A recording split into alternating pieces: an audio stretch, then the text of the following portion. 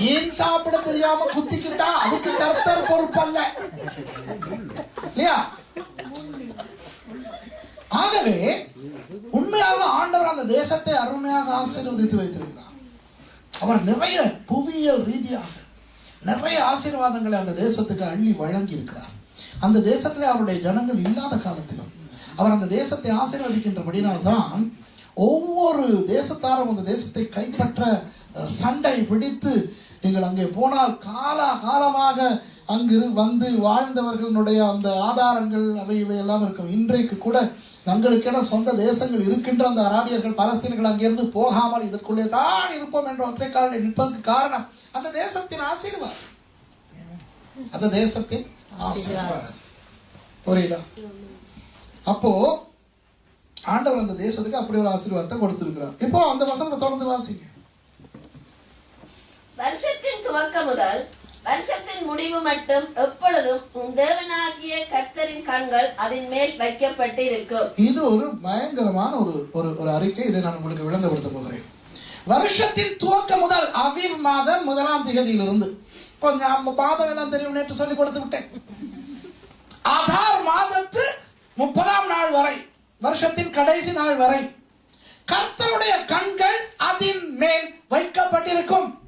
இஸ்ரவேலர்கள் அங்கே இருக்கும் போது மாத்திரம் என்று சொல்லவில்லை, இருக்கிறார்களோ இல்லையோ, இயேசு வரும் வரை என்று சொல்லவில்லை. ஆண்டவருடைய கண் முழுக்க முழுக்க இஸ்ரவேல் தேசத்தின் மேல் மட்டும் தான் இருக்கும். இன்னொன்றை சொல்லுகிறேன், இதுல என்ன சொல்லப்பட்டிருக்கிறது?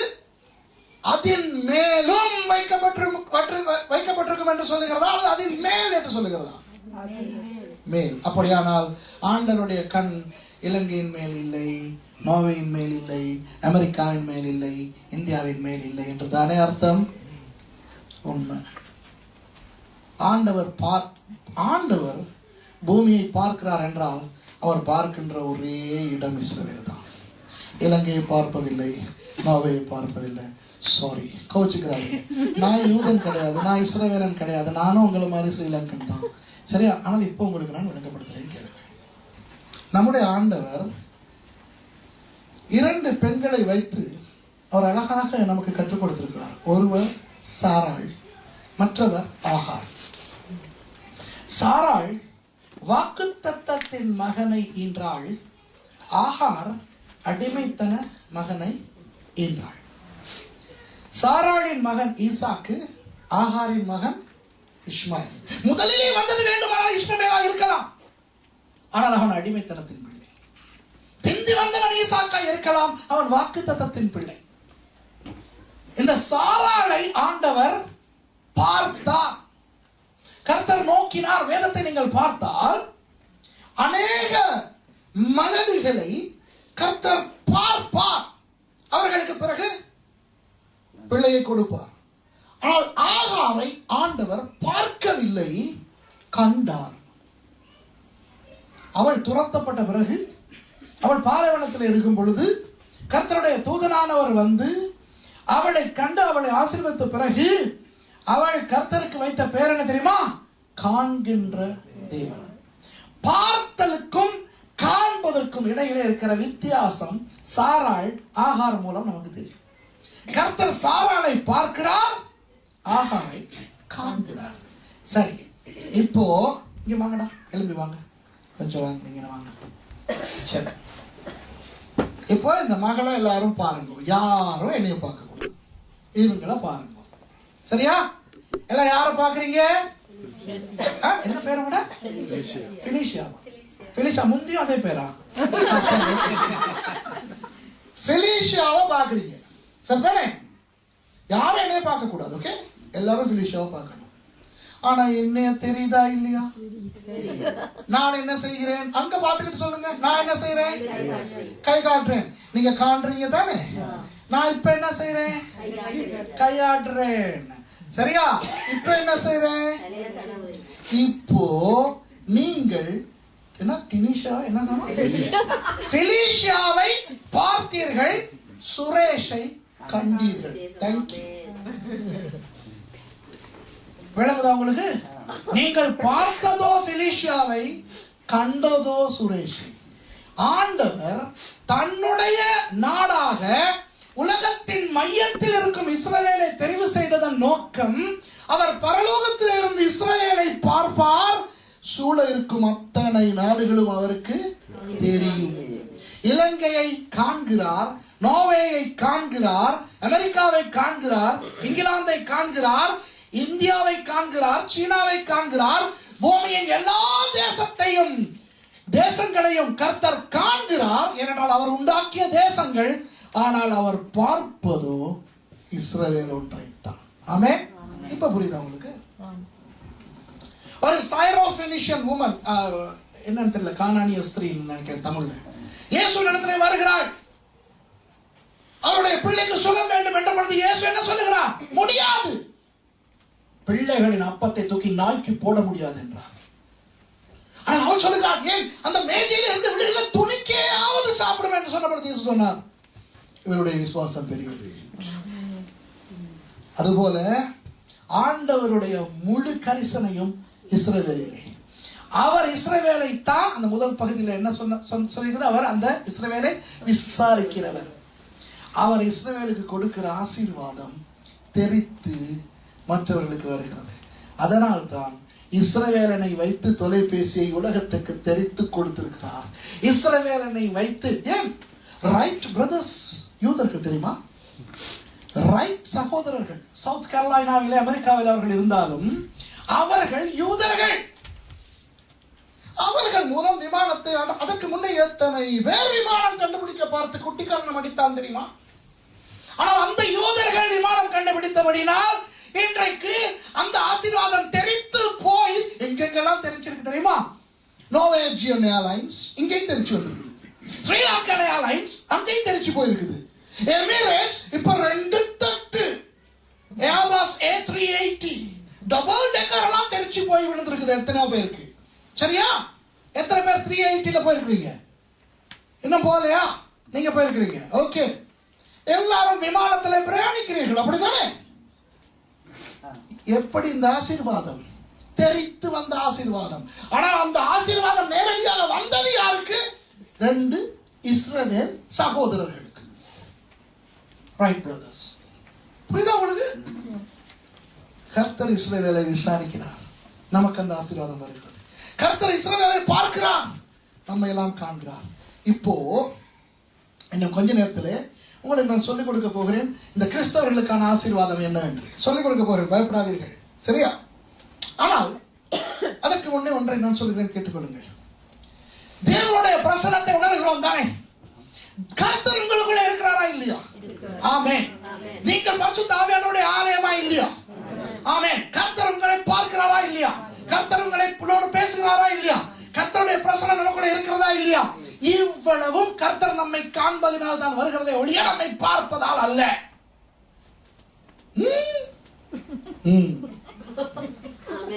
அப்ப நீங்க சொல்லுவீங்க, இருக்க வழி இல்லையா மாஸ்டர், தேவ பிரசன்னம் அப்படியே நிரப்புதே, தேவனுடைய அபிஷேகம் அப்படியே பயங்கரமா ஊத்துது நிரப்புது. ஆனா இது அவளும் அவர் காண்றதுனால வருது. அவர் பார்க்கிற இடத்துக்கு நீங்கள் போனால் என்ன நடக்கும் யோசித்து பாருங்கள். சரி, இப்போ ஒரு உதாரணம். உங்களை யாரையாவது ஒரு உதாரணத்துக்கு நான் எடுக்க விரும்புறேன். யார் எடுக்கட்டும்? யாரையாவது ஒரு ஆள், சும்மா சிம்பிள் விஷயம். பாச ஞானத்தை எடுப்போம், என்னத்துக்கு சண்டை இல்லையா? யாரையாவது எடுக்க போய் அப்புறம் அது பிரச்சனை வர.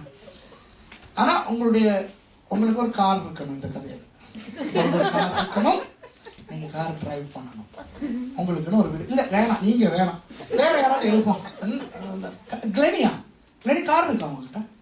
இல்ல, அவர்கிட்ட கார் இல்ல. யாருக்கு கார் இருக்கிற ஒரு கார் ஓடுறா?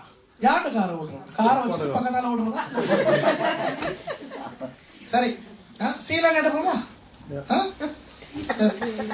பிரதர் சீலன், நீங்க அங்கே இருக்கு. நான் பேச்சிலே தான்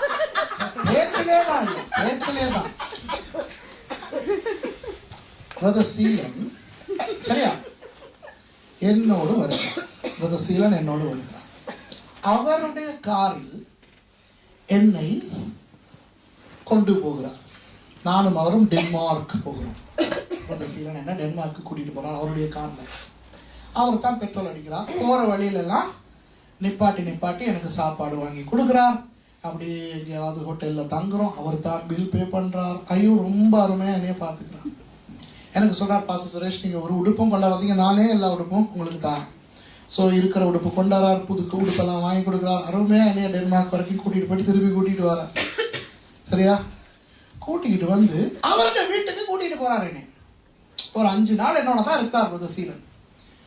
அவருடைய கார்ல அவர் தான் டிரைவ் பண்ணி கூட்டிட்டு போறார், அவர் தான் சாப்பாடு வாங்கி கொடுக்குறார், என்ன தோல்ல கை போடுறார், எல்லாம் பண்றார். ஆனா அவருடைய வீட்டுக்கு வரும்போது அவர் நின்று என்னை பார்த்து, pastor welcome into my house சொல்லுவாரா இல்லையா? வாங்கோ பாஸ்டர்னு சொல்லுவாரா இல்லையா? ஏன்? அவருடைய வீடு. இவ்வளவு நேரம் என்னோட தான் இருந்தார், இவ்வளவு நேரம் அவர் தான் எனக்கு சாப்பாடு வாங்கி கொடுக்குறாரு, என்னை கூட்டிட்டு போறது அவரு, தங்க வைக்கிறது அவர், உடுப்பு கொடுக்கறது அவர், எல்லாம் அவர். சீலன் சீலன் சீலன்.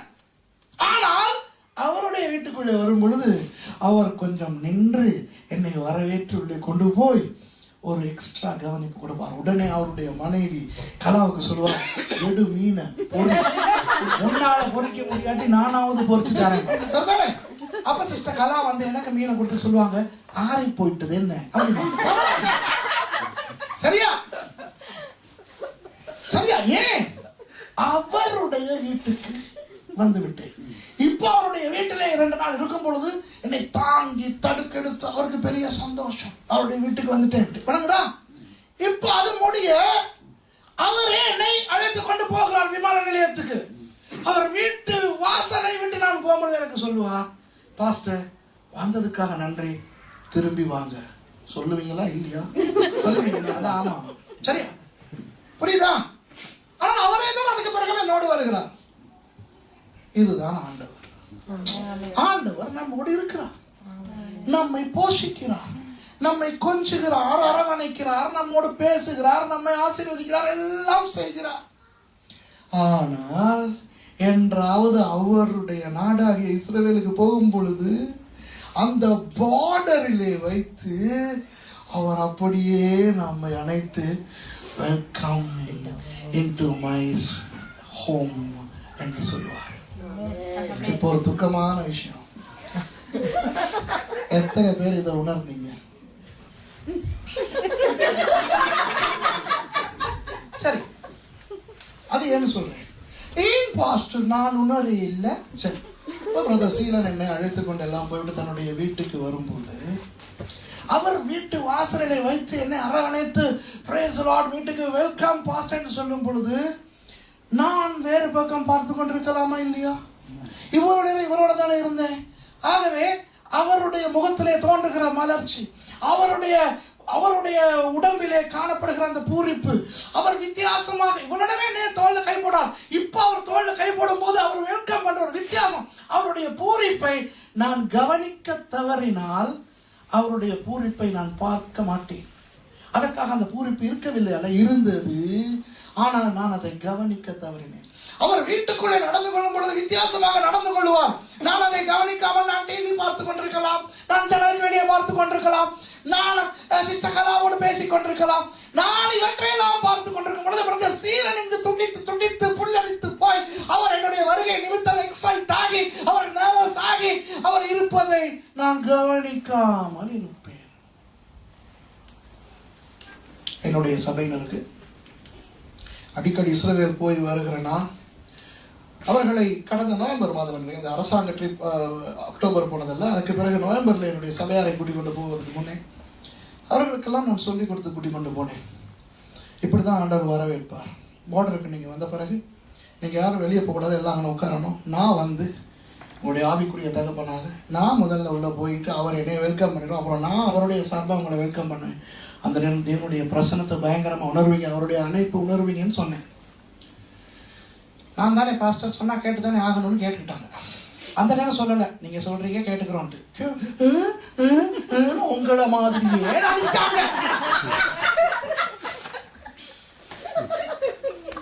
அதுல விசேஷமா என்னுடைய அசிஸ்டன்ட் பாஸ்டர் டேனி. சரியா, எனக்கு தெரியாது இதெல்லாம். இப்போ இஸ்ரவேலுக்கு போயிட்டு ஜார்டனுக்கு போயிட்டு பார்டருக்குள்ள என்ன சர்ச் ஜனங்கள்ட்ட போயிட்டு நான் சொன்ன போயிட்டு வெளியே போயிடாதீங்கன்ட்டு. அதுல ஜோக் என்ன தெரியுமா, என்னோட இன்னொரு அசிஸ்டன்ட் பாஸ்டர் துஷாருங்கிறவர் அவர் பஸ்ஸுக்கு போயிட்டு வேகம் போட்டு வந்துட்டார், உள்ளுக்கு போயிட்டு வந்துட்டார். நான் சொல்லிருக்கேன் இல்லடா, நான் தான் போயிட்டு வெல்கம் பண்ண போட்டு இவரை ஓடிட்டு வந்துட்டான். எனக்கு சொல்லலை, பிறகுதான் சொன்னேன். அப்போ ஒன்றும் உணர இல்லையா, ஒன்றும் இல்லையா. ஆனால் அந்த பாஸ்டர் டேனியும் மற்றவர்களும், விசேஷமாக அந்த பாஸ்டர் டேனி இதை சபையிலே அறிவித்து அவர் அழுது முன்னால் நின்று கண்ணீரோடு அவர் அதை சாட்சியாக அறிவித்து என்னிடத்துல மன்னிப்பு கேட்டார். சொன்னார், பாஸ்டர் நீங்க சொல்லும் போது நான் அவர் சொன்னதை சொல்றேன், பாஸ்டர் டேனி சொன்னதை சொல்றேன். சொன்னார், நான் சபைக்கு எல்லாம் சொல்லணும். பாஸ்டருடைய வீடியோஸ் எல்லாம் இஸ்ரவேல் போயிட்டு வரும்போது எனக்கு தான் வீடியோஸ் எல்லாம் கொடுப்பார், எல்லாம் நான் தான் எடிட் பண்ணுவேன். அழகா இருக்கும் எல்லாருக்கும். ஆனாலும் பாஸ்டர் கொஞ்சம் கையில காலில் போட்டு ஓவரா சொல்றாரா இருக்கும். அப்படிதான் நினைச்சேன் ஒழிய, எப்படி நாங்க இப்ப போய்கிட்டு இருக்கோம், இஸ்ரவேலை கண்டுட்டோம், இப்ப நாங்க போய்கிட்டு இருக்கோம், சரி என்ன இதை கடந்து போறது, அப்படி என்ன பெரிய விஷயம் அப்படின்னு தான் நினைச்சுக்கிட்டு இருந்தேன். ஆனா அந்த கதவு திறந்து pastor welcome to God's land என்று சொன்ன போது நான் உணர்ந்து அவர் சொன்னதே சொல்றேன். ஆண்டவர் செருப்பால அடிச்சுட்டு, படவா நீ நம்பலையா அப்படின்னு செருப்பால ஒரு அடி அடிச்சுட்டு, வாடா இந்த நாட்டுக்கு என்று கட்டி பிடித்து உள்ளே வரவேற்றதை உணர்ந்தேன் சொல்லி அதை சொல்லிக்கொண்டே அழுதார். சரியா? அப்போ அந்த பாஸ்டர் துஷார சொல்லுகிறார், அவர் சாட்சி சொல்லும் போது, நான் பாஸ்டருக்கு தெரியாம நான் ஓடி போயிட்டு வந்தேன் இஸ்ரவேலுக்குள்ள, போயிட்டு பேக்கை வச்சுட்டு வந்து ஒண்ணுமே உணரலை. அதனால இவர் சொல்லும் போது நான் நினைச்சேன், அப்படி என்ன நான் தான் போயிட்டு வந்தேனே. ஆனா திருப்பி அவர் அப்படி வெல்கம் பண்ணி கூப்பிடும் போது அந்த பிரசன்னத்தை உணர்ந்தேன். இஸ்ரவேலை விட்டு வரும் வரை அந்த பிரசன்னம் இருந்தது என்று சாட்சி சொன்னார். நான் உங்களுக்கு சொல்லுகிறேன், பாவம் நீங்க போய் வந்திருக்கிறீங்க, நீங்க இதை உணரல. சரிதானே? ஏன் உணரல? அது இருக்காதனால இல்ல, இருந்தது, கவனிக்க உங்களுக்கு தெரியல. அடுத்த தடவை போகும் பொழுது இதை ஞாபகப்படுத்திக் கொள்ளுங்கள். கர்த்தர் உங்களை அரவணைப்பதை பாருங்கள், ரசியுங்கள். அவர் உங்களோடு வருவார், அவர் உங்களுக்கு. சரியா? அதனால்தான் நான் இஸ்ரவேல் போகும்போது யூதர்களுடைய ஹோட்டல்ல கிபுட்ஸ்ல போயிட்டு தங்குவேன். யூதர்களுடைய ஏன் தெரியுமா? அது ஆண்டவருடைய ஜனங்கள். அவர்கள் இயேசுவை விசுவாசிக்காதவர்களாக இருந்தாலும் அவர்கள் ஆண்டவருடைய ஜனங்கள். ஆண்டவருடைய ஜனங்களை கொண்டு ஆண்டவர் நமக்கு சமைத்து போடுகிறார், அவர்களை கொண்டு வாகனம் செலுத்துகிறார், அவர்களை கொண்டு கர்த்தர் நமக்கு எவ்வளவு ஆசீர்வாதங்களை கொடுக்கிறார். ஒவ்வொரு முறை இஸ்ரவேல் போகும் பொழுதும் தேவனுடைய அந்த நேரடி பார்வைக்குள்ளே இருப்போம். சரியா?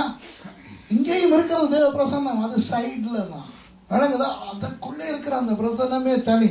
அதெல்லாம் முடிச்சுட்டு தான் நாளைக்கு போறோம்னு சொல்லும் போது நம்முடைய ஆக்களெல்லாம் இஸ்ரேலுக்குள்ள பாயிரம். நான் பாஸ்போர்ட் எல்லாம் வாங்கி வச்சுக்கிட்டேன், நம்ம பாஸ்டர்ஸ் எல்லாம் பாயறதுக்கு ரெடி, நாங்க இதை விட்டு போக மாட்டோம். சரியா? தெரியுமா? அந்த அளவு தேவனுடைய பிரசன்னம் உணரப்பட்டது. தாவோர் மலை, மர்ரூப மலைக்கு நீங்க போனீங்களா? எத்தனை பேர் போனீங்க மர்ரூப மலைக்கு? ஒரு இடத்துல கீழே போயிட்டு நின்ற பிறகு வேன்ல கூட்டிட்டு போவாங்க மேல. போகலையா? அப்ப வேணாம், அப்ப பேசிய வேலை.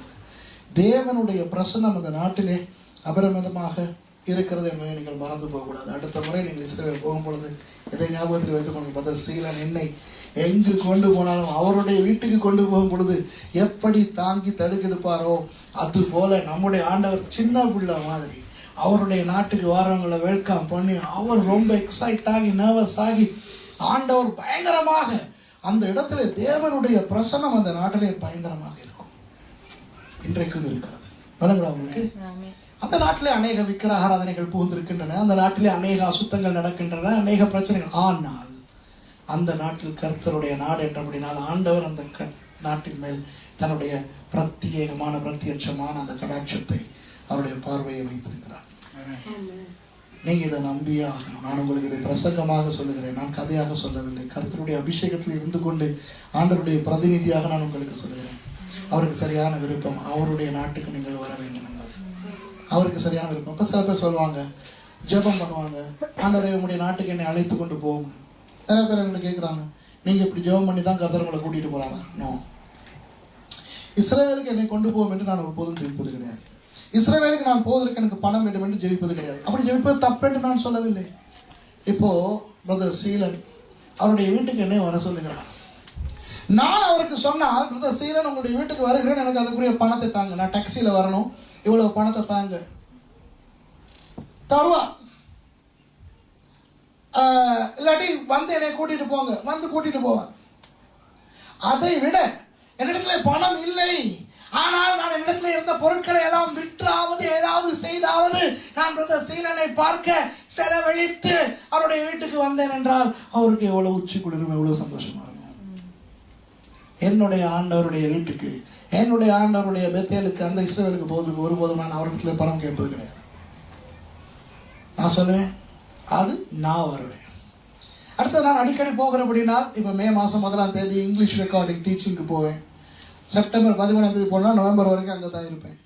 இப்படி நான் போகும்போது என்னோட சில பேர் வந்தால் எனக்கு ஃப்ரீ டிக்கெட். ஒரு நாள் நான் ஃப்ரீ டிக்கெட்டும் எடுக்கிறது கிடையாது.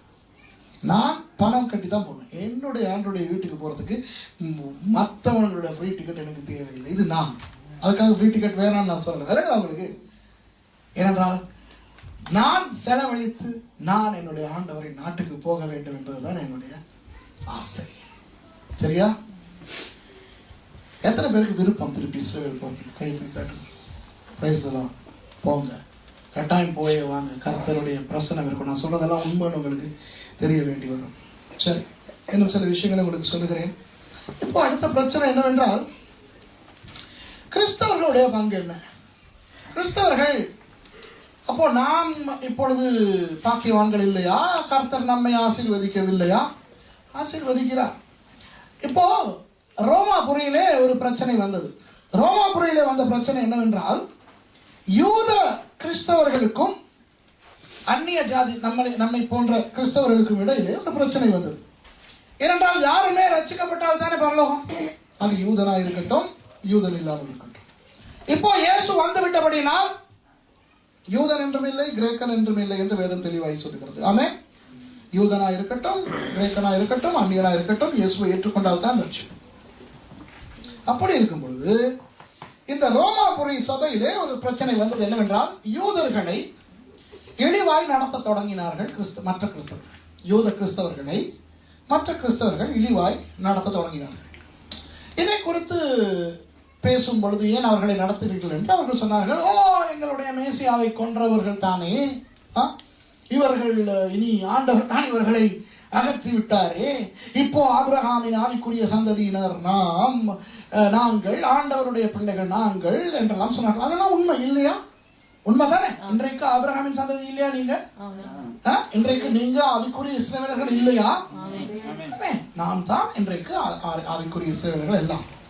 ஆனால் அந்த இஸ்ரவேலர்கள் முழுக்க மறக்கடிக்கப்பட்டு விட்டார்கள்.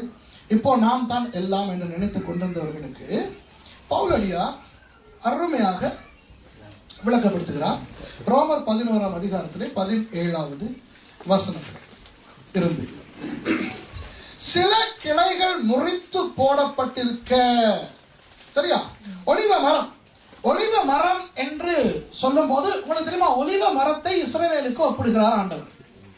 நாளைக்கு நான் ஒலிவ மரத்தை பற்றி உங்களுக்கு தெளிவாக சில விஷயங்களை சொல்லிக் கொடுக்க போகிறேன். சரியா? நாளைக்கு நான் குடும்பங்களுக்கு பேச போகிறேன். அதில் முக்கியமாக ஒலிவ மரம். ஏன் தெரியுமா? உன் பிள்ளைகள் உன்னை சுற்றி ஒலிவ மரக்கன்றுகள் அதெல்லாம் வருதில்ல, ஆகவே அதெல்லாம் பேசுவேன். நாளைக்கு நான் சொல்லுவேன் ஒலிவ மரத்தினுடைய மகத்துவம். ஆனால் இந்த இடத்துல இஸ்ரவேலை ஒலிவ மரம் என்று ஆண்டவர் சொல்லுகிறார். இந்த ஒலிவ மரத்தின் பல தன்மைகள் நாளைக்கு சொல்லுவேன். அதுல ஒரு தன்மை என்ன தெரியுமா? அழிக்க முடியாத ஒரு மரம். இஸ்ரவேல் மாத்திரமில்ல, எங்கே ஒலிவ மரம் இருந்தாலும் அதை அழிக்க முடியாது. எவ்வளவு வெட்டி போட்டாலும் அது அங்கிட்டால வேர் போட்டு திருப்பி வந்துடும். சரியா? இஸ்ரவேலும் அப்படிதான். எத்தனையோ தடவை அழிக்க பார்த்தார்கள், அழிக்கவே முடியவில்லை. இன்றைக்கும் இஸ்ரவேல் இருந்து கொண்டுதான் இருக்கிறது. சரிதானே? அதிலே இருந்து பார்த்தால் இஸ்ரவேலை ஆரம்பத்திலே காயின் மூலம் ஆபேல் கொல்லப்பட்டான். ஆனால் சேர்த்து வந்து விட்டார். இடையிலே பூமியே அழிக்கப்பட்டது. நோவா வந்து விட்டான். காம் பாவம் செய்து சாபத்துக்குள்ளானான். ஆனால் ஷேம் மூலமாக வம்சம் வந்து விட்டது. சரியா? இப்படி நீங்கள் இஸ்ரவேலை பார்த்தால் ஆரம்பத்தில் இருந்தே அழிக்க வேண்டும் என்று பிசாசு கங்கணம் கட்டி கொண்டிருந்தார். கிறிஸ்துவுக்கு முன் 722ஆம் ஆண்டு ஆசீரியர்கள் வந்து வடக்கு ராஜ்யத்தை இல்லாமலாக்கிவிட்டார். 586ஆம் ஆண்டு நேபுகாத்நேச்சார் மூலமாக யூதா ராஜ்யம் 70 வருஷங்களுக்கு அழித்து போடப்பட்டது. ஆனால் அவர்கள் மறுபடி வந்தார்கள். அவர்கள் மறுபடி ஒரு நாடாக வந்தார்கள். ஆன்டியோகஸ் எபிஃபானஸ் கிறிஸ்துவுக்கு முன் 167 ஆண்டு வந்து இஸ்ரவேலை இல்லாமலாக்க பார்த்தான். 2 வருஷங்களில் அது மறுபடி ஒரு நாடாக வந்தது. கடைசியாக இயேசு ஒலிவமலையிலிருந்து எருசலேமுக்குள் வரும் பொழுது சொன்னார், ஒரு கல்லின் மேல் ஒரு கல் இராதபடிக்கு இது அழிக்கப்படும் என்று. அது நடந்தது கிறிஸ்துவுக்கு பின் 70வது ஆண்டிலே, கிபி 70. அந்த நேரத்தில் ரோம சக்கரவர்த்தியாக இருந்த வெஸ்பசியனுடைய மகன் ஜெனரல் டைட்டஸ் என்று ஆங்கிலத்தில் சொல்வோம், வந்து எருசலேமை முற்றுகையிட்டு அதை முழுக்க இல்லாமல் ஆக்கிவிட்டார். யூதர்கள் எல்லாரும் சிதறி போனார்கள். சிதறி போனவர்கள் கிட்டத்தட்ட 2000 வருஷங்களுக்கு பிறகு மே 14, 1948 ஆண்டு ஒரு தேசமாக வந்து விட்டார்கள்.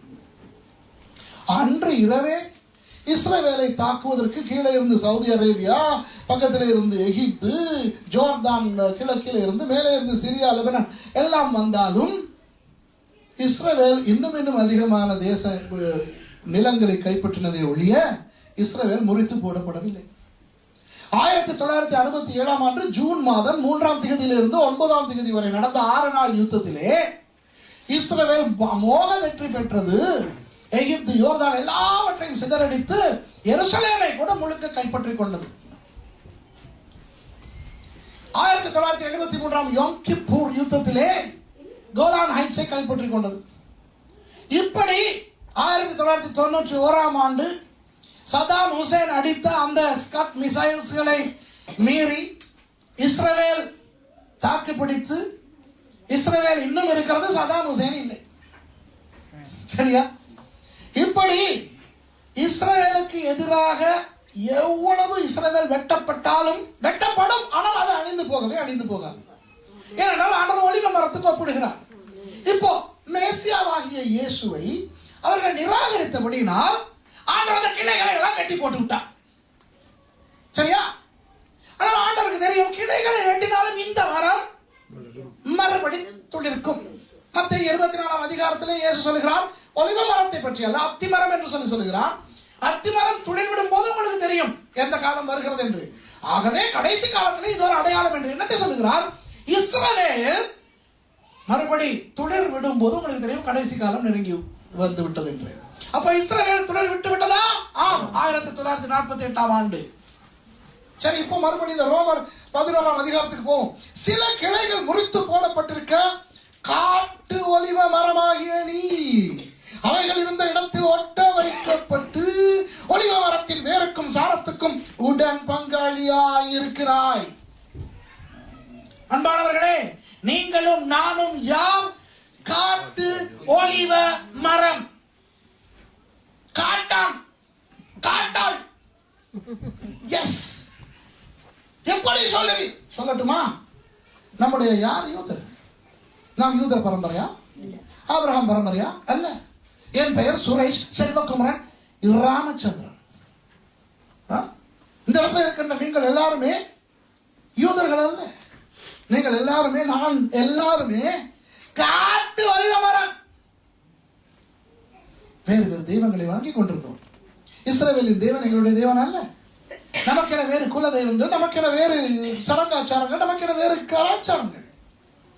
ஆனால் இந்த இஸ்ரவேல் ஜனங்கள் மேசியாவை நிராகரித்தபடியினால் அந்த கிளைகளை எல்லாம் வெட்டி போட்டு விட்டார் கிபி 70. ஆனால் அந்த மரம் இன்னும் இருக்கிறது, அந்த வேர் இன்னும் இருக்கிறது. மரம் சாகுமா? சாகாது. அந்த ஒலிவ வேர் சாகுமா? சாகாது. ஆகவே ஆண்டவர் என்ன செய்தார்? காட்டிலே இருந்த நம்மை அதிலே இருந்து வெட்டி கொண்டு வந்து இதிலே ஒட்ட வைத்தார். ஆண்டவர் ஒரு பயங்கர விவசாயி, பயங்கர தோட்டக்காரர். உலகத்தை உண்டாக்கின பிறகு ஆதாமுக்கு வீடா கட்டி கொடுத்தார், தோட்டம். சரியா?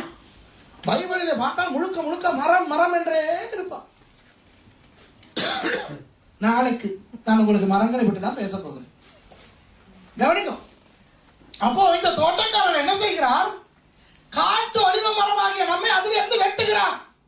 இனி நீ இந்து அல்ல, இனி நீ பௌத்தன் அல்ல, இனி நீ முஸ்லிம் அல்ல, இனி நீ அது அல்ல என்று நம்மை அதை விட்டு வெட்டி விட்டு கொண்டு வந்து ஒலிவ மரத்தில் ஒட்ட வைக்கிறார். இப்போ அந்த வசனம் சொல்லுகிறது, ஒலிவ மரத்தின் வேருக்கும் சாரத்துக்கும் உடன் பங்காளி. என்ன இந்த வேர், இந்த சாரம்? என்ன வேர்? முழுக்க முழுக்க இஸ்ரவேலனுடைய சாப்பாட்டை தின்று கொண்டிருக்கிறோம். முழுக்க முழுக்க இஸ்ரவேலனுடைய தேவனை அனுபவித்துக் கொண்டிருக்கிறோம். நம்முடைய தேவன் சொக்கலிங்கத்தின் தேவனும் சுப்பிரமணியத்தின் தேவனும் ராமச்சந்திரனின் தேவனுமா? இல்ல, ஆபிரகாமின் தேவனும் ஈசாக்கின் தேவனும் யாக்கோபின் தேவனும். இவர்கள் ஒருவருமே தமிழன் அல்ல, ஒருவனுமே இந்தியன் அல்ல, ஒருவனுமே இலங்கையன் அல்ல, ஒருவனுமே புங்குடு தீவானா? ஆபிரகாம் புங்குடு தீவானா? இல்லை. ஆபிரகாம் மட்டக்களப்பானா? இல்லை. ஈசாக்கு யாழ்ப்பாணமே? இல்லை. இவர்களெல்லாம் யூதர்கள், இவர்களெல்லாம் இஸ்ரவேலர்கள். நாம் தான் அவர்களுடைய தேவனை இப்பொழுது நம்முடைய தேவனாக வைத்திருக்கிறோம். ஆமென். இதோ இருக்கிறதே ஒரு புத்தகம். இது யார் எழுதிய புத்தகம்? ஆண்டவர் தான். ஆனால் யாரை வைத்து எழுதினார்? ஸ்ரீ ஆறுமுக நாவலர் கிடையவே கிடையாது. இதை எழுதினவர்கள் அவ்வளவு பேரும் யூதர்கள், வெள்ளைக்காரர்கள். தமிழிலே வேதாகமத்தை இந்தியாவிலே வைத்து மொழிபெயர்த்து விட்டு அக்காலத்திலே இலங்கையில் யாழ்ப்பாணத்தில் தமிழ் பாண்டித்துவம் பெற்றிருந்த தலை சிறந்த தமிழ் பேரறிஞர் ஸ்ரீ ஆறுமுக நாவலரிடம் அந்த மொழிபெயர்ப்பை கொடுத்து இதை கொஞ்சம் சரி பார்த்து தாருங்கள் என்றார்கள். அவர் ஒரு சைவர். அவர் பார்த்தார், என்னுடைய தெய்வங்களுக்கு சொல்வது போல இவர்களும் தாங்கள் தாங்கள் யாங்கள் என்று எழுதியிருக்கிறார்கள், அது சரியில்லை என்று அதை வெட்டிவிட்டு நீ என்றெல்லாம் போட பார்த்தார். ஆனால் அவனுக்கு அது புரிந்துவிடும். ஆகவே தான் அந்த இரண்டுக்கும் இடைப்பட்ட நீர் உண்மை என்று போட்டார். அதுதான் ஆறுமுக நாவலருடைய வேலை. மற்றபடி பரிசுத்த வேதாகமத்தை எபிரேய மொழியிலும் கிரேக்க மொழியிலும் அராமைய மொழியிலும் எழுத பயன்படுத்தப்பட்டவர்கள் எல்லாருமே இஸ்ரவேல் ஜனங்கள். முழுக்க முழுக்க இஸ்ரவேலில் நடந்த சம்பவங்கள், இஸ்ரவேலர்களால் எழுதப்பட்ட இஸ்ரவேலர்களுடைய புத்தகத்தை இஸ்ரவேலரின் தேவனை வைத்து உறிஞ்சி குடித்து கொளுத்து பரலோகத்துக்கு போய் கொண்டிருக்கிறோம். இன்றைக்கு நமக்கு வருகின்ற அபிஷேகம் இஸ்ரவேல் புத்தகத்தில் இருந்து வருகிறது. இன்றைக்கு வார்த்தையானவர் கர்த்தர், வார்த்தை இயேசு யார்? அதிலே வார்த்தை இருந்தது, அந்த வார்த்தை தேவனிடத்திலிருந்து, அந்த வார்த்தை தேவனாய் இருந்தது, அந்த வார்த்தை வெளிப்பட்டிருக்கிறது. அந்த வார்த்தை எந்த மொழியில் வெளிப்பட்டிருக்கிறது? இஸ்ரவேலர்களுடைய மொழியில். அந்த வார்த்தை வெளிப்பட ஆண்டவர் யாரை பயன்படுத்தினார்? யூதர்களை. அந்த ஆண்டவர் வருவதற்கு பயன்படுத்தின அந்த பெண் யார்? ஒரு யூத பெண். சொல்லுங்கதா? கமலா அல்ல, விமலா அல்ல, மாலா அல்ல, ஸ்ரீலா அல்ல, சுசீலா அல்ல, கலாவும் அல்ல, மரியாள், ஒரு இஸ்ரவேல் பெண். புரியுதா? ஆகவே நாம் இன்றைக்கு காட்டு ஒலிவ மரம் ஒட்ட வைக்கப்பட்டு இஸ்ரவேலர்களின் ஆசீர்வாதத்தை அனுபவித்துக் கொண்டிருக்கிறோம். இப்படிப்பட்டவர்களுக்கு பவுல் சொல்லுகிறார், அப்படி நீ உடன் பங்காளியா இருந்தாயானால் 18வது வசனம், நீ அந்த கிளைகளுக்கு விரோதமாக பெருமை பாராட்டாதே. வாவ், புரியுதா? அண்ட வந்த நீ இருந்த அந்த கிளைகளை பார்த்து கிண்டல் பண்ணாதே, பெருமை பாராட்டாதே என்றால் அவர்களை சிறுமைப்படுத்தாதே என்றுதான் அர்த்தம். சரிதானே? பெருமை பாராட்டுவாயானால் நீ வேரை சுமக்காமல் வேர் உன்னை சுமக்கிறது என்று நினைத்துக்கொள். ஒட்ட வைக்கப்பட்ட நாம் அல்ல இஸ்ரவேலை தாங்குகிறோம், இஸ்ரவேல் தான் நம்மை தாங்குகிறது. சிலர் நினைக்கிறார்கள் நாம் இஸ்ரவேலுக்காக ஜெபிக்கிறபடினால் இஸ்ரவேலை கர்த்தர் ஆசீர்வதிக்கிறார் என்று. ஆஹா, கர்த்தர் இஸ்ரவேலுக்காக நம்மை ஜெபிக்க சொன்னது அவர்களை ஆசீர்வதிக்க அல்ல. நாம் ஜெபிக்கிறோமோ இல்லையோ அவர் அவருடைய நாட்டை ஆசீர்வதிப்பார். அவர் நம்மை ஆசீர்வதிக்க சொன்னது ஏன் தெரியுமா? நாம் இஸ்ரவேலர்களை ஆசீர்வதித்தால் நமக்கு ஆசீர்வாதம். அவ்வளவுதான். இந்த தசமபாகம் மாதிரி, தசமபாகம் கொடு என்று சொல்லுவது ஆண்டவர் தேவராஜ்யம் நஷ்டத்திலே ஓடுகிறபடினால் அல்ல. தசமபாகத்தை கொடுத்தால் உனக்கு பொருளாதார ஆசீர்வாதம். அவ்வளவுதான். அதுபோல இஸ்ரவேலை ஆசீர்வாதத்தை ஜெபித்தால் நமக்குத்தான் ஆசீர்வாதம். அதற்காகத்தான் இஸ்ரவேலுக்காக ஜெபி இருக்கிறார். சரியா? நீ வேரை சுமக்கவில்லை. எப்படி இருக்குது? நாங்க ஒட்ட வைக்கப்பட்டு நாங்க நினைக்கிறோமா வேர் இருக்குது? வேர்களும் தான் எங்களுக்கு சாப்பாடு. நான் 19வது வசனம், நான் ஒட்ட வைக்கப்படுவதற்கு அந்த கிளைகள் முறித்து போடப்பட்டது என்று சொல்லுகிறாயே. நல்லது, அவிசுவாசத்தினாலே அவைகள் முறித்து போடப்பட்டன. நீ விசுவாசத்தால் நிற்கிறாய். மேட்டிமை சிந்தையா இராமல் பயந்திரு. எதை பத்தி பேசுறாரு? இது இஸ்ரவேலை பத்தி. இன்னொன்னு சொல்றார் சூப்பரா, சுபாவ கிளைகளையே தேவன் தப்ப விடாதிருக்க உன்னையும் தப்ப விட மாட்டார் என்று எச்சரிக்கையாயிரு மவனே. இந்த மவனே நான் போட்டேன், அது வந்திருந்தாதான் அந்த எஃபெக்ட் வரும் இல்லையா? இல்ல அப்படித்தானே இருக்கு. சுபாவ கிளைகள் இஸ்ரவேலர்கள் ஆபிரகாமின் உண்மையான இரத்த சந்ததி.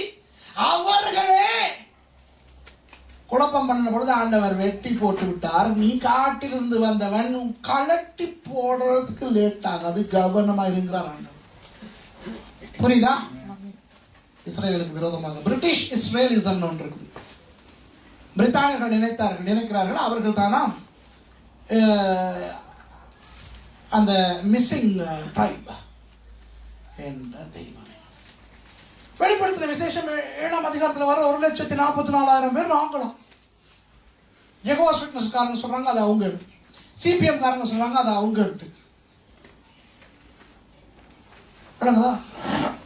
ஒவ்வொரு கோத்திரத்திலும் 12,000 பேர் படி. அந்த கோத்திரங்கள் என்ன தெரியுமா? இஸ்ரவேலின் கோத்திரங்கள். வேளாளர் கோத்திரத்திலே 12,000, நாடார் கோத்திரத்திலே 12,000, பிராமணர்கள் 12,000 இல்லை, யூதர்கள். புரியுதா? கவனமா இருக்க வேண்டும். சிலர் நமக்கு நாம் அதிகமாக ஓவராக பெருமை பாராட்டுகிறோம். சரி, இப்போ ஒன்று உங்களுக்கு விளங்கப்படுத்துகிறேன், கேளுங்க. இஸ்ரவேல் ஜனங்கள் நியாய பிரமாணத்துக்கு கீழே தான் இருக்கிறார்கள், இனியும் இருப்பார்கள். நாம் நியாய பிரமாணத்துக்கு கீழே இருக்க வழி இல்லை, நாம் யூதர்கள் அல்லவே, நமக்கு நியாய பிரமாணம் இல்லையே. சரிதானே? நாம் காட்டான்கள் தானே. காட்டானுக்கு என்ன சட்டம்? நாட்டிலே, வீட்டிலே, தோட்டத்திலே வளர்கிற தாவரம் தான் கணக்கான இடைவெளியிலே வர வேண்டும். அப்படியான தோட்டம் செய்யறவங்களுக்கு தெரியும் தானே. எந்த பயிரை நட்டாலும் அந்தந்த பயிருக்கேற்ற இடைவெளி இருக்கிறது. நான் தேயிலை தோட்டம் வைத்திருக்கேன்.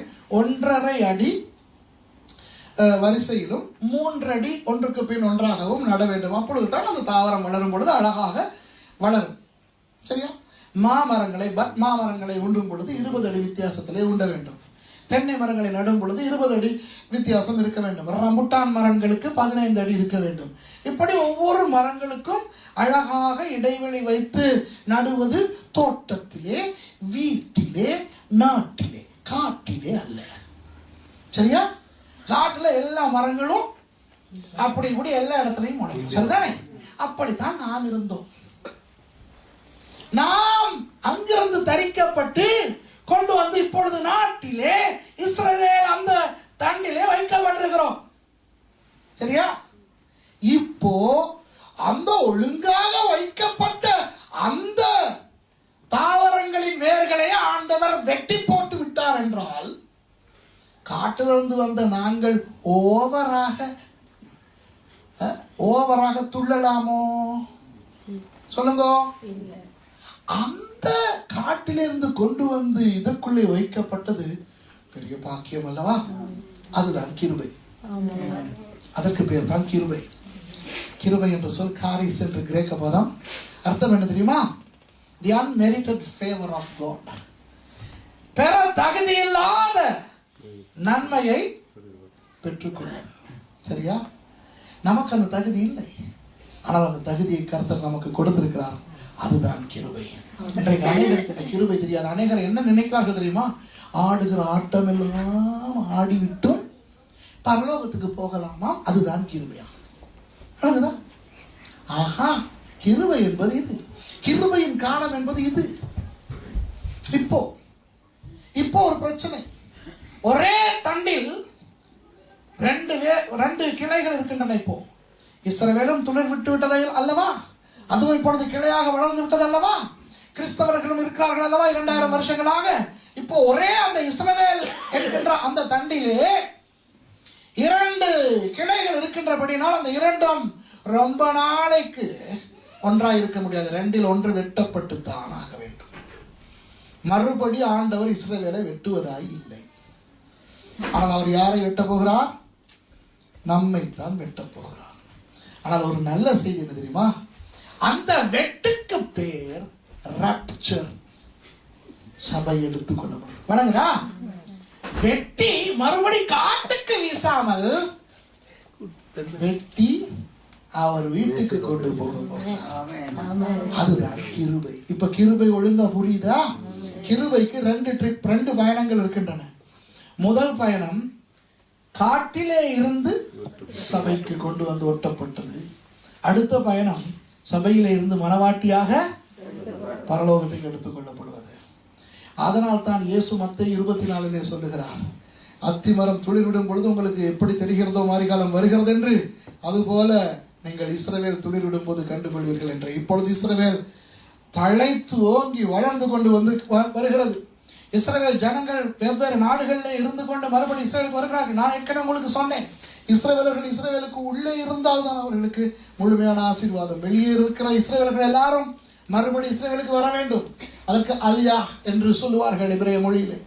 சரியா? அந்த அலியா நடக்க வேண்டும். எல்லா யூதர்களும் மறுபடி அவர்களுடைய நாட்டுக்கு போக வேண்டும். அங்கு இருக்கின்ற அந்த பிரச்சனை தீர வேண்டும். உங்களுக்கு தெரியுமா, எருசலேமிலே வாழுகின்ற பாலஸ்தீனர்களுக்கு அந்த எருசலேமின் பிரிவு தேவையே இல்லை. ஏன் தெரியுமா? எருசலேமிலே வாழுகின்ற பாலஸ்தீனர்கள் சுபீட்சமாய் இல்லை, அங்கு வாழுகின்ற இஸ்ரவேலர்கள் சுபீட்சமாய் இருக்கிறார்கள். பாலஸ்தீனர்கள் எல்லாரும் யூதர்களிடத்தில் வேலை செய்கிறார்கள். ஒருவேளை எருசலேம் பிரிக்கப்பட்டால் அந்த பாலஸ்தீனர்களுக்கு தொழில் இல்லாமல் போய்விடும், நொடித்து போய்விடுவார்கள். ஆனால் அந்த எருசலேமை பிரி, அவர்களுக்கு கொடு என்று ஆட்டம் போடுகிறவன் வெளியே இருக்கின்றவன். ஆகவே நாம் ஜாக்கிரதையாய் இருக்க வேண்டும். அப்போ நமக்கு எதிர்பார்ப்பு இல்லை என்றல்ல, இருக்கிறது. ஆனால் நம்மை சீக்கிரம் தரித்து ஆண்டவர் நம்மை மேலே கொண்டு போய் இஸ்ரவேலர்களுக்கான அந்த மிகுதியான 7 வருஷத்தை ஆண்டவர் வெளிப்படுத்தின விசேஷம் 11ஆம் அதிகாரத்தின்படி அவர் நடத்துவார். சரி, இப்போ இஸ்ரவேலுக்காக ஜெபிப்பதை பற்றி நான் உங்களுக்கு சொல்லுகிறேன். ஏற்கனவே உங்களுக்கு நான் சொன்னேன், இஸ்ரவேலுக்காக நாம் ஜெபித்து இஸ்ரவேலை ஆசீர்வதிக்க வேண்டும். அப்படித்தானே? இஸ்ரவேலை ஆசீர்வதிக்க, எதற்காக ஆசீர்வதிக்க வேண்டும்? நாம் ஆசீர்வதிக்க பல வழிகள் உண்டு. அதிலே ஜெபிக்கிறது ஒரு வழி. இன்னொரு வழி என்ன தெரியுமா? இஸ்ரவேலுக்கு காணிக்கை அனுப்புவது. உங்களுக்கு முடியுமானா அவ்வப்போது யாராவது இஸ்ரவேல் போகும் பொழுது நீங்கள் கொஞ்சம் பணத்தை, தசமபாகத்தை கொடுக்காதீர்கள் ப்ளீஸ். இதுதான்டா சாட்சி. தசமபாகத்தை பற்றி நான் மறுபடி சொல்லுகிறேன், அது இந்த பாடத்துல இல்ல. தசமபாகம் என்பது 10 ஒரு பங்கு கொடுப்பது மாத்திரமல்ல, சரியாக கொடுப்பது. அதை உங்கள் சபைக்கு தான் கொடுக்க வேண்டும். இன்றைக்கு அநேக நாடுகள் என்ன செய்கிறார்கள்? நம்முடைய சபைக்கு தேவைகள் இல்லை.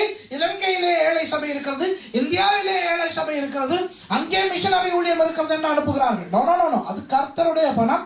மிஷனரிகளுக்கு அனுப்புவது என்றால் சொந்த பணத்திலே அனுப்ப வேண்டும். இலங்கை ஊழியர்களை தாங்குவது என்றால் சொந்த பணத்திலே தாங்க வேண்டும்.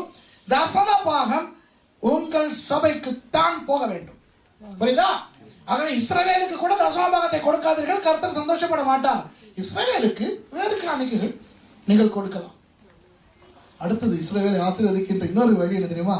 கர்த்தரை சந்தோஷப்படுத்துகின்ற இன்னொரு வழி, அங்கு போவது. இஸ்ரவேலுக்கு போக வேண்டும், சுற்றி பார்க்க, கர்த்தரை சந்தோஷப்படுத்த. கவனிங்க, பிள்ளைகள் பெற்றார் வீட்டுக்கு போறது பிள்ளைகள் என்ஜாய் பண்ணல. அநேகமா பிள்ளைகள் அம்மா அப்பா வீட்டுக்கு போனா என்ஜாய்மெண்ட் அவ்வளவு இருக்கா. வளர்ந்த பிள்ளைகள், வேறு வீட்டில் வாழுகிற, திருமணம் செய்து வேறு இடத்துல வாழுகிற பிள்ளைகள் அம்மா அப்பா வீட்டுக்கு போனால் கொஞ்சம் டல்லாக இருக்கும். அதை விட ஃப்ரெண்ட்ஸ் வீட்டுக்கு போனாலும் இன்பமா இருக்கும். அப்படிதானே? அம்மா அப்பா வீட்டுக்கு பிள்ளைகள் போனாலும் டல், அம்மா அப்பா நம் வீட்டுக்கு வந்தாலும் டல் என்று நினைக்கிற காலம் இது. சரியா? ஆகவே இஸ்ரவேலுக்கு போவது என்றால் செலவு. ஆனா அதை விட இன்பம் அமெரிக்கா போனாலும், ஊருக்கு சிலோனுக்கு போனாலும், இந்தியாவுக்கு போனாலும் இன்பம். ஆனால் இஸ்ரவேலுக்கு போனால் யாருக்கு சந்தோஷம்? பிள்ளைகள் அப்பா வீட்டுக்கு வந்தால் யாருக்கு சந்தோஷம்? அப்பாவுக்கு. அதுபோல நாம் இஸ்ரவேலுக்கு போனால் ஆண்டவருக்கு சந்தோஷம். புரியுதா உங்களுக்கு? அவருடைய சந்தோஷத்துக்காக இஸ்ரவேலுக்கு போங்க. அதான் சும்மா போயிட்டு வந்துட்டீங்களே, இனி போங்க, அவரை சந்தோஷப்படுத்த போங்க. போன செலவழிங்க. அந்த வச்சிருக்கிறங்களே ஆன்மாருக்குள்ள பெரிய பெரிய தண்ணி நகைகளை மவளை இப்பதான் தெரியுது, எல்லாத்தையும் பார்க்காம எல்லாம் பார்க்க சும்மா பரிசுத்தமா இருக்கிறீங்க. மணவாளனுக்கு ஆயத்தப்பட்ட கிறிஸ்தவ கண்டிகை மாதிரி இருக்கிறீங்க. ஒரு கல்யாண வீடு மாதிரி வந்துட கூடாதே, இப்படிதான் வருவீங்க. நகை எல்லாம் பாரமா போட்டுக்கிட்டு கைய தூக்க முடியாது, வளைகளும் மோதிரமும். நீங்க இஸ்ரவேலுக்கு போறதுக்கு இல்லாத அந்த நகை எல்லாம் என்னத்துக்கு?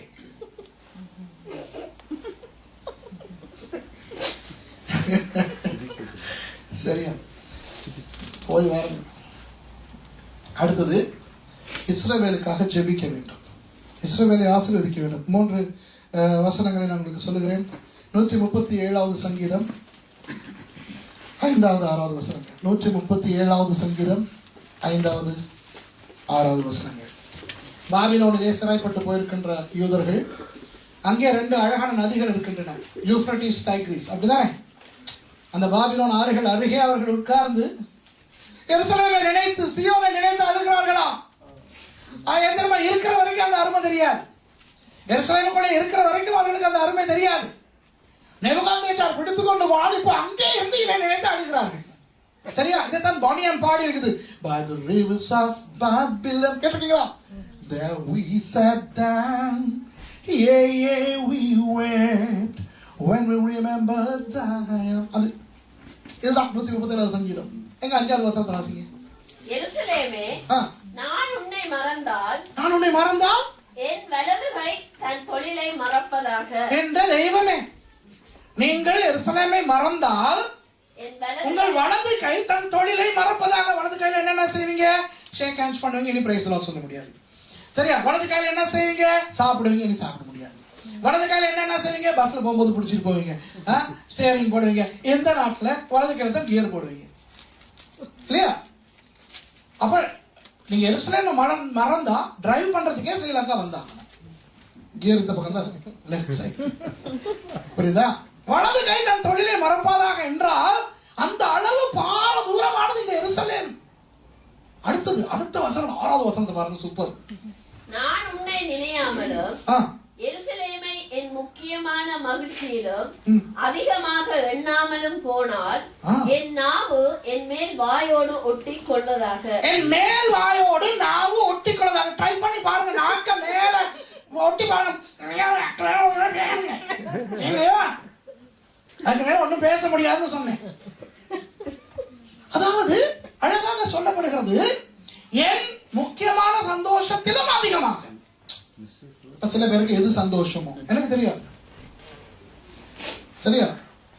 பிரதர் அண்டன் இப்ப லேட்டஸ்ட் சந்தோஷம் பேரப்பிள்ளை தானே? உண்மைதானே? அந்த பேரப்பிள்ளையின் சந்தோஷத்தை விட எருசலேம் சந்தோஷமா இருக்கணும். அதான் ஒரு உதாரணம்னால நான் சொல்றேன். புரியுதா? சில பேருக்கு முக்கிய சந்தோஷம் எருசலேம் அல்ல, காரை நகர். சில பேருடைய சந்தோஷம் மயிலிட்டி, சில பேருடைய சந்தோஷம் கண்டி, சில பேருடைய சந்தோஷம் பேர்கன். எருசலேம் உங்களுடைய பெரிய சந்தோஷத்தை விட பெரிய சந்தோஷமாக எருசலேம் இருக்காவிட்டால் நாக்கு போய் வாயிலே ஒட்டி கொள்ளட்டும் என்று சொல்கிறார்கள். அதாவது அதுக்கு மேல நாக்குல என்ன பிரயோஜனம்? யோசிக்க செஞ்சு வார்த்தாதான் தெரியும். 122வது சங்கீதம் எல்லா வசனங்களும் அருமையாக இருக்கணும். அது தாவீதினுடைய ஒரு சங்கீதம். 122வது சங்கீதம் தாவீதினுடைய சங்கீதம். முதலில் நாங்கள் பார்த்தது அது தாவீதின் சங்கீதம் அல்ல. 122ல நிறைய விஷயங்கள் இருக்கு. நான் வேகமாக வாசித்து கொண்டு போகட்டுமா? நானே வாசிக்கிறேன். கர்த்தருடைய ஆலயத்துக்கு போவோம் வாருங்கள் என்று எனக்கு அவர்கள் சொன்ன போது மகிழ்ச்சியா இருந்தேன். எருசலேமே, உன் வாசல்களில் எங்கள் கால்கள் நிற்கிறாயிற்று. எருசலேம் இசைவனைப்பான நகரமாய் கட்டப்பட்டிருக்கிறது. அங்கே இஸ்ரவேலுக்கு சாட்சியாக கர்த்தருடைய ஜனங்களாகிய கோத்திரங்கள் கர்த்தரின் நாமத்தை ஸ்தோத்திரிப்பதற்கு போகும். அங்கே தாவீதின் வம்சத்தாருடைய சிங்காசனங்கள் ஆகிய நியாயாசனங்கள் வைக்கப்பட்டிருக்கிறது. எருசலேமின் சமாதானத்துக்காக வேண்டிக் கொள்ளுங்கள், உன்னை நேசிக்கிறவர்கள் சுகித்திருப்பார்களாக. அன்பாளர்களை, எருசலேமின் சமாதானத்துக்காக ஜெபிக்க வேண்டும். உன் அலங்கத்துக்குள்ளே சமாதானமும் உன் அரண்மனைக்குள்ளே சுகமும் இருப்பதாக. இதுல ஜோக் என்ன தெரியுமா? சில பேருக்கு இந்த வசனங்கள் எல்லாம் தெரியும், என்னத்துக்கு யாருக்காக எதுக்கு சொல்லப்பட்டிருக்கு தெரியாது. நிறைய வீடுகளுக்கு போனா அதை மாட்டிருப்பாங்க. உன் அலங்கத்துக்குள்ளே சமாதானமும், உன் வீடை பார்த்தா அரண்மனை மாதிரி இருக்காது, சரியா? வேற இடமோ மாதிரி இருக்கும். அலங்கமே இருக்காது, படலை இருக்கும், அது கூட இருக்காது. சில நேரம் வேலி இருக்கும். அலங்கத்துக்குள்ளே சமாதானம் எல்லாருக்கும் நினைவு. என் வீட்டுக்குள்ளே எல்லாருக்கும் தண்ட வீடுதான் அலங்கம், தன்னுடைய வீடு எருசலேம். இது எருசலேமுக்காக சொல்லப்பட்டது. உன் அலங்கத்துக்குள்ளே சமாதானமும் உன் அரவணைக்குள்ளே சுகமும் இருப்பதாக. என் சகோதரர் நிமித்தமும் என் சிநேகிதர் நிமித்தமும் உன்னில் சமாதானம் இருப்பதாக என்பேன். எங்கள் தேவனாகிய கர்த்தரின் ஆலயத்தில் நின்று உனக்கு நன்மை உண்டாக தேடுவேன். ஆகவே எருசலேமுக்காக ஜெபிப்பதும் எருசலேமை நேசிப்பதும் ஆசீர்வாதமான ஒரு விஷயம். கடைசியாக ஒன்றை சொல்லுகிறேன். சாமுவேல் 1 சாமுவேல் 12வது அதிகாரம்.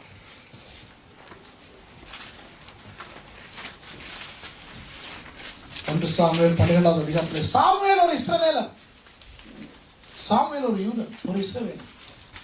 அவரே சொல்லுகிறார் 22வது வசனத்திலே, கர்த்தர் உங்களை, அதாவது இஸ்ரவேலர்களை தமக்கு ஜனமாக்கிக் கொள்ள பிரியமானபடியினால் கர்த்தர் தம்முடைய மகத்துவமான நாமத்தின் நிமித்தம் தமது ஜனத்தை கைவிட மாட்டார். புரியுதா உங்களுக்கு? ஹலோ, சாமுவேல் என்ன சொல்லுகிறார்? இஸ்ரவேல் ஜனங்களை எப்பொழுதுமே அவர் கைவிட மாட்டார். நானும், நல்ல கவனிங்க 23வது வசனம், உங்களுக்காக விண்ணப்பம் செய்யாதிருப்பேனாகில் கர்த்தருக்கு விரோதமாக பாவம் செய்கிறவனாயிருப்பேன், அது எனக்கு தூரமாக இருப்பதாக. கவனிங்க, இஸ்ரவேலுக்காக ஜெபிக்காவிட்டால் கர்த்தருக்கு விரோதமாக அது செய்கிற ஒரு பாவம் என்றால் கர்த்தர் இஸ்ரவேலை அபரிமிதமாக நேசிக்கிறார். நான் நினைக்கிறேன் உங்களுக்கு இஸ்ரவேலை குறித்து இப்பொழுது ஒரு தெளிவான ஒரு அர்த்தம் உங்களுக்கு வந்திருக்கும். நாம் யார், இஸ்ரவேலர்கள் யார், ஏன் நாம் அவர்களுக்காக ஜெபிக்க வேண்டும், அந்த தேசம் என்ன, அந்த ஜனம் எப்படிப்பட்டவர்கள். இன்றைக்கு பிசாசு அன்று செய்ததை இன்று செய்கிறார். யூதர்கள் அன்றும் போலவே தான் இன்றும் இருக்கிறார்கள். சொல்லவா, யூதர்கள் நல்ல வேலை மாத்திரம் செய்கிறவர்கள் அல்ல, அவர்கள் செய்கிற நிறைய வேலைகள் பைபிள் காலத்தில் செய்தது போலத்தான். இன்றைக்கு நீங்கள் டெல் அவீவ் போனால் அங்கேயும் தன்னின சேர்க்கை, விபச்சாரங்களும் அசுத்தங்களும் பார்க்கலாம். பைபிளிலே எவ்வளவு அவர்கள் குழப்பம் பண்ணினார்களோ அத்தனை குழப்பங்களையும் அவர்கள் இன்றும் பண்ணுகிறார்கள். புரிகிறதா?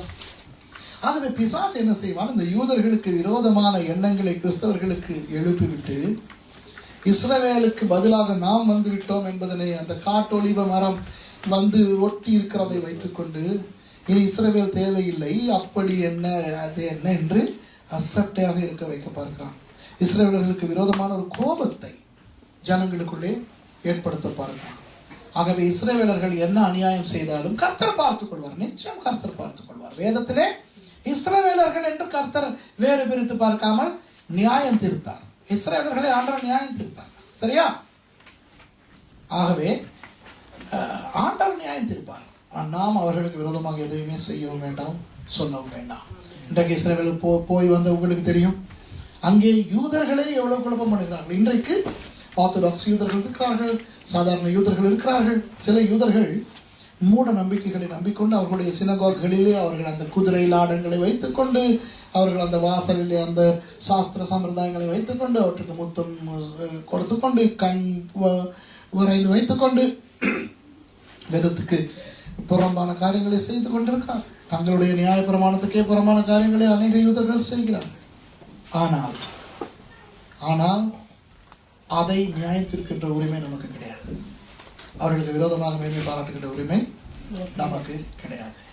ஆகவே நான் உங்களை ஜெபத்தில் வழி நடத்த போகிறேன். கொஞ்ச நேரத்தில் கடைசியாக நான் என்ன சொல்கிறேன் என்றால், நம்முடைய தேவன் இஸ்ரவேலின் தேவன். இஸ்ரவேலின் தேவன் நம்முடைய தேவன் என்றபடினால் இஸ்ரவேலை நாம் ஆசீர்வதிக்கும் பொழுது நமக்கு இன்னும் மேலதிகமான ஆசீர்வாதம். கவனிங்கள், கர்த்தர் எவ்வளவோ ஆசீர்வாதங்கள் நமக்கு கொடுக்கிறார், அப்படித்தானே? நிறைய ஆசீர்வதிக்கப்பட்டிருக்கிறோம். அதிலே அந்த ராகாவுக்கும் ரூத்துக்கும் கிடைத்த ஆசீர்வாதமும் ஏன் நமக்கு வரக்கூடாது? எவ்வளவு ஆசீர்வதித்திருக்கார். நமக்கு ரட்சிப்பை கொடுத்திருக்கிறார், சபையை கொடுத்திருக்கிறார், பொருளாதாரத்தை ஆசீர்வதிக்கிறார், சந்தோஷ சமாதானம் கொடுத்திருக்கிறார். கிறிஸ்தவர்கள் நல்ல ஆசீர்வதிக்கப்பட்டவர்கள் அல்லவா? அதிலே அந்த ராகாவும் ரூத்தும் இஸ்ரவேலை ஆசீர்வதித்தபடினால் கர்த்தர் அவர்களை அபரிமிதமாய் ஆசீர்வதித்தார். அந்த ஆசீர்வாதத்தையும் பெற்றுக்கொள்வோமே. இஸ்ரவேலை எந்தெந்த விதங்களில் ஆசீர்வதிக்க முடியுமோ அந்தந்த விதங்களில் ஆசீர்வதிப்போம். இஸ்ரவேலின் தேவனாகிய ஆபிரகாமின், ஈசாக்கின், யாக்கோபின் தேவனாகிய எலோஹிம் தேவன் யாஹ்வே, அவருடைய ஒரே பேரான குமாரனாகிய யெஷுவாவின் நாமத்திலே உங்கள் அனைவரையும் ஆசீர்வதிப்பார். ஷலோம். எழுந்திருந்து ஜெபம் பண்ணுவோம்.